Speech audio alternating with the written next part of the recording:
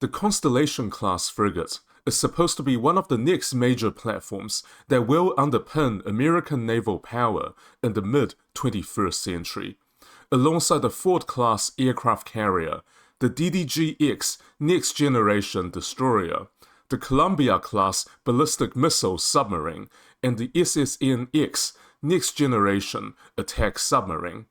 However, the Constellation-class construction program had witnessed a troubled beginning, owing to a combination of problematic acquisition practice, rushed design process, and poor decisions regarding the sequencing of the construction process.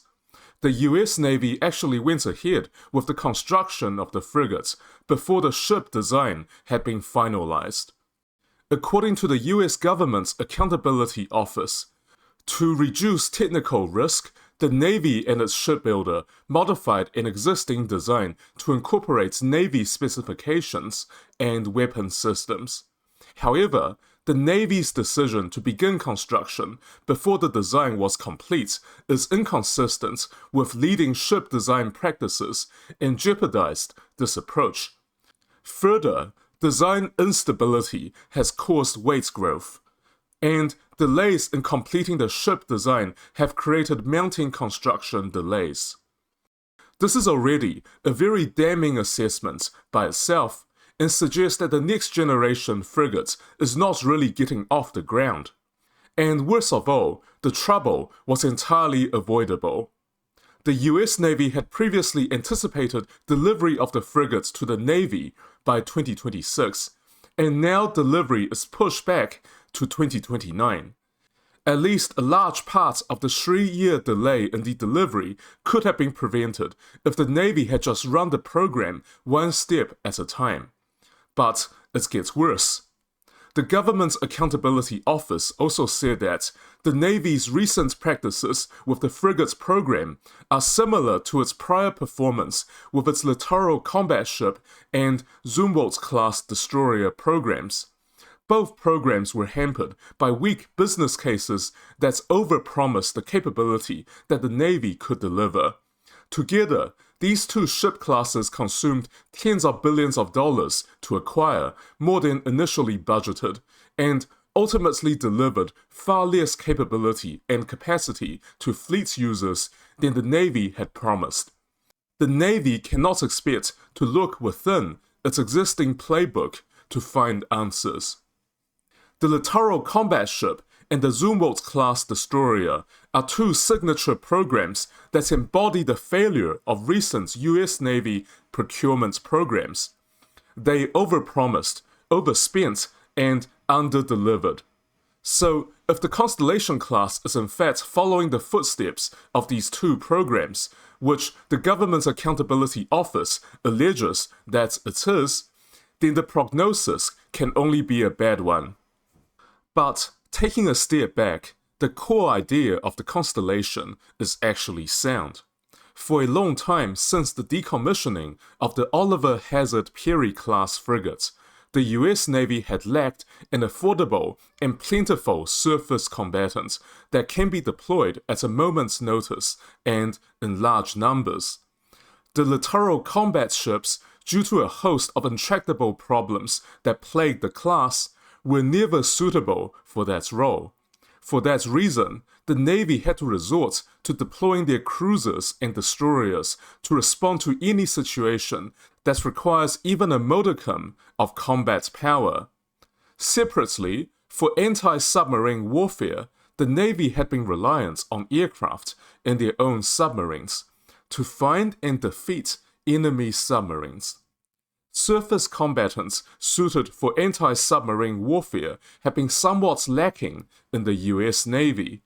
So there is a need for a dedicated or semi-dedicated anti-submarine warfare ship, which will free up the more expensive destroyers and attack submarines for other tasks. The Constellation-class frigate is meant to fill that role of a general-purpose surface combatant that is affordable, easy to maintain, and with a knack for anti-submarine warfare. Let's dive deeper into the Constellation's anti-submarine warfare capabilities. The frigate combines the best sensors, appropriate weapons, and aviation assets to provide a versatile and layered undersea defense. At the core of its anti-submarine suite is the Captus 4 towed array sonar, a highly capable NATO-standard system designed for long-range detection of quiet submarines in a range of complex acoustic environments. Complementing this, the frigate incorporates the standard hull-mounted sonar systems that are integrated into the Aegis Baseline 10 combat system, which allows rapid processing and classification of contact, the seamless sharing of threat information across the fleet, and coordinated engagements with onboard and networked assets. The Aegis Baseline 10 is expected to be installed on the Constellation class as a standard issue, incorporating other assets that would normally be found on a new Aegis warship, such as the AN Spy-6 active electronically scanned radar and a vertical launch system, albeit a small one. But let's go back to anti-submarine warfare for a bit longer. The Constellation's anti-submarine armaments include Mark 54 lightweight torpedoes, deployable from shipboard torpedo tubes or embarked helicopters, providing an offensive option against submarine threats, albeit at a close range except in the case where the torpedo is deployed from the ship's helicopter. Speaking of helicopters, organic aviation significantly extends the frigate's ASW reach. The MH-60R Seahawk, equipped with dipping sonar, sonobuoys, and torpedoes, can prosecute contact beyond the ship's immediate sensor horizon, while the MQ-8C Fire Scout unmanned aerial vehicle, which is a rotary wing helicopter drone, offers persistent remote surveillance and rapid sensor deployment. Together, these aircraft, both manned and unmanned, enable the Constellation to partake in distributed anti-submarine operations as part of a carrier strike group or surface action group. It can also operate in the ASW capacity independently, of course, although effective ASW operations will require multiple surface combatants and aircraft working closely together. In comparison to peer European frigates, the Constellation class has several advantages, mostly due to the centralization and standardization of equipment in a single navy. The Constellation combines standardized torpedo and missile systems, and dual manned and unmanned aviation assets, delivering a balanced mix of detection, endurance, and strike capability that can be easily interchanged and operated by different crews. This could make the Constellation better at countering peer submarine threats in high-intensity environments, although it must be stipulated that, at this stage, these strengths are hypothetical and has not been realized as of yet. While the Constellation is not supposed to be a full-fledged air defense warship, which is the role of a proper destroyer, it is nevertheless supposed to be a multi-purpose escort. As such, it does have a significant degree of area air defense capabilities designed to provide layered protection for nearby vessels, which is in no way standard for frigates in general. At the core of the Constellation's air defense umbrella lies the Aegis Baseline 10 combat system, paired with the AN Spy-6 V3 Enterprise Air Surveillance Radar, a state-of-the-art ASAR radar fixed in 3 large panels mounted on the superstructure that delivers continuous 360-degree coverage without the mechanical limitations of rotating arrays. This radar enables the detection and tracking of multiple aerial threats simultaneously, from aircraft and sea-skimming missiles to unmanned systems, even in highly cluttered littoral environments. The ship's primary air defense armament is carried in the 32-cell Mark 41 vertical launch system, capable of firing the Standard Missile 2 Block 3C for long-range area air defense, and evolved Sea Sparrow missile Block 2 for medium-range engagements. The VLS's compatibility with quad-packed evolved Sea Sparrow missiles provide a significant increase in ready-to-fire missile density, enhancing sustained defensive endurance during saturation attacks. The quad-packing capability makes up for the relatively small number of missile cells compared to a full destroyer, at least as far as medium-range air defense goes. Short-range points defense is handled by the rolling airframe missile launcher and the 57mm dual-purpose gun, capable of engaging fast, low-flying threats with precision-guided munitions. Supporting these systems are the AN/SLQ-32 electronic warfare suite and the Mark 53 NOCA chaff decoy launchers, which add soft-kill countermeasures against radar-guided missiles. The NOCA disperses aluminium chaff that confuses the active radar seekers of incoming anti-ship missiles. Collectively, this integrated defensive architecture allows the Constellation to defend both itself and high-value units, like carriers, in contested air environments with a level of sophistication generally reserved for destroyer-class vessels. The Constellation class also brings a fairly substantial and flexible anti-surface warfare capability, at least by the standard of US Navy warships, combining long-range strike weapons with sensor integration and networked warfare systems. Its principal offensive weapon against other ships is the Naval Strike Missile, a stealthy, subsonic sea-skimming weapon designed to defeat modern air defenses. 16 Naval Strike missiles are carried in deck-mounted canisters, providing a potent, over-the-horizon strike capability against enemy frigates, destroyers, and high-value vessels. The aforementioned 32-cell vertical launch system can also support the Constellation's anti-surface warfare capabilities. The 32-cell VLS can be configured to fire Tomahawk land attack cruise missiles, offering long-range precision strike options against shore-based targets or surface warship formations, a capability quite rare among peer frigates designs. The Russian Admiral Gorshkov-class frigate, armed with the Zircon hypersonic missile, comes to mind as another example. A similar capability can be found in the newer Indian Navy frigate armed with the BrahMos missiles. The Constellation class's Bofors 57mm naval gun, fitted with the advanced low-cost munition ordnance, provides versatile firepower for close-in surface engagement. This gun provides defense against fast attack craft, potential swarms of missile boats, and limited land bombardment capability.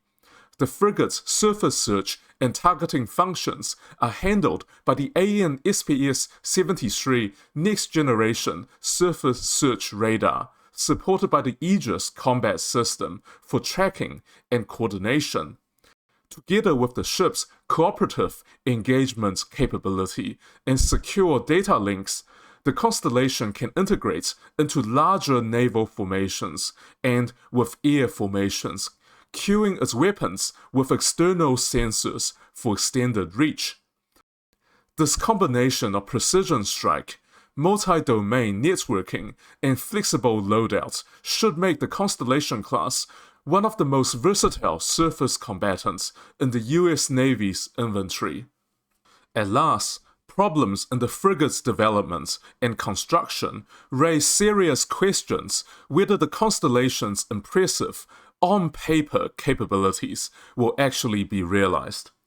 The Constellation has faced severe developmental headwinds stemming from ambitious design goals and extensive late-stage modifications that have complicated construction, driven up cost, and delayed delivery. originally conceived as a relatively straightforward adaptation of the proven Franco-Italian-European multi-purpose frigate, or the FREM, the Constellation class has evolved into a far more complex and heavily modified vessel. The reason why the US Navy had made all these changes to the FREM is to build in additional technology that is considered necessary, including the Aegis combat system we discussed earlier. The original goal was to have an 85% commonality between the designs of the Constellation and the FREM. That was the intention, but that horse has long bolted. At this point, the two classes share less than 15% design commonality, reflecting the heavy modifications made to the Constellation. The US Navy's decision to impose additional survivability, power generation, and system integration requirements, particularly to accommodate the Aegis Baseline 10 combat system, necessitated extensive redesign work. These modifications not only required strengthening the hull and increasing the vessel's electrical output, but also led to major internal rearrangements to meet US Navy damage control and compartmentalization standards.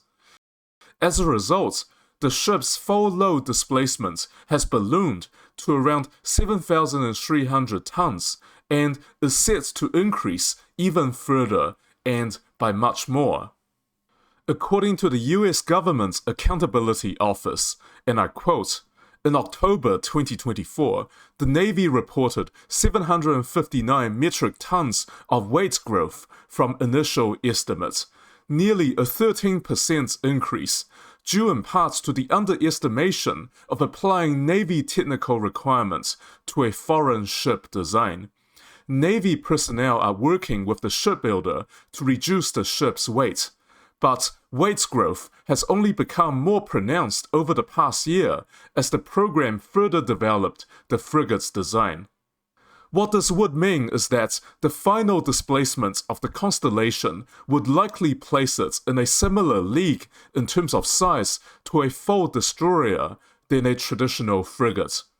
It would certainly be nothing like the famed Oliver Hazard Perry class of old.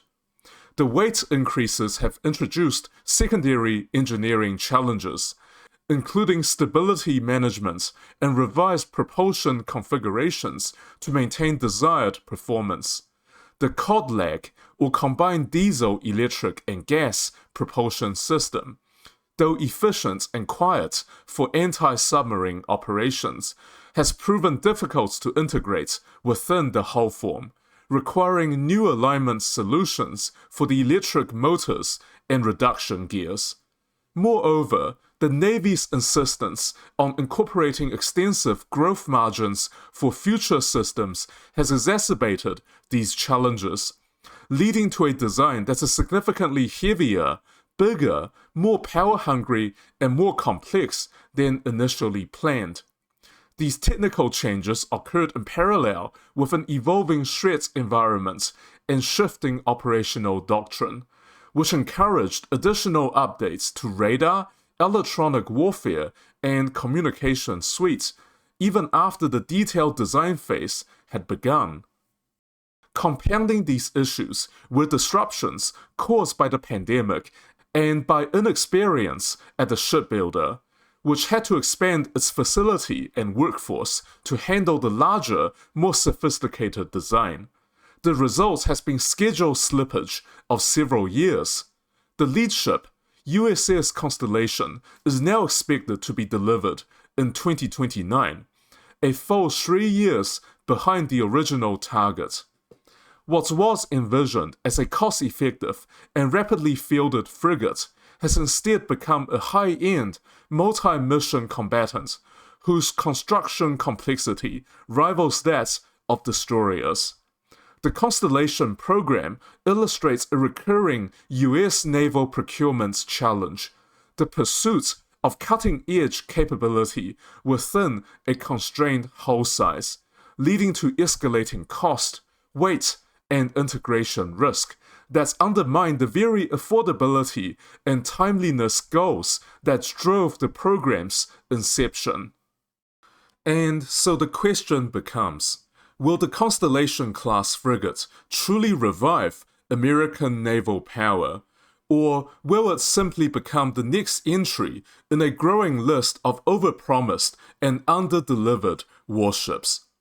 On paper, the Constellation is everything the US Navy needs: a capable, affordable, and flexible surface combatant that can hunt submarines, defend against missiles, and project power across vast oceans.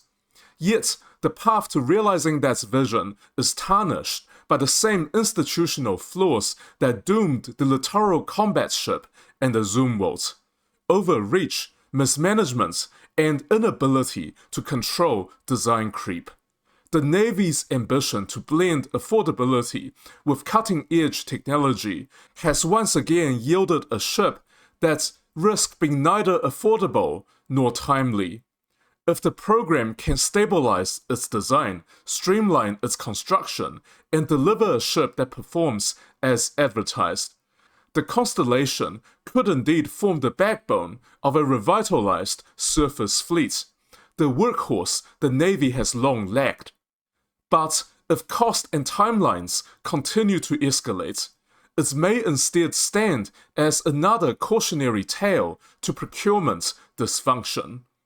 The Constellation is not just a frigate. It is a test. Yes, it is a test. It is a test of whether America can still build warships that match its global ambitions.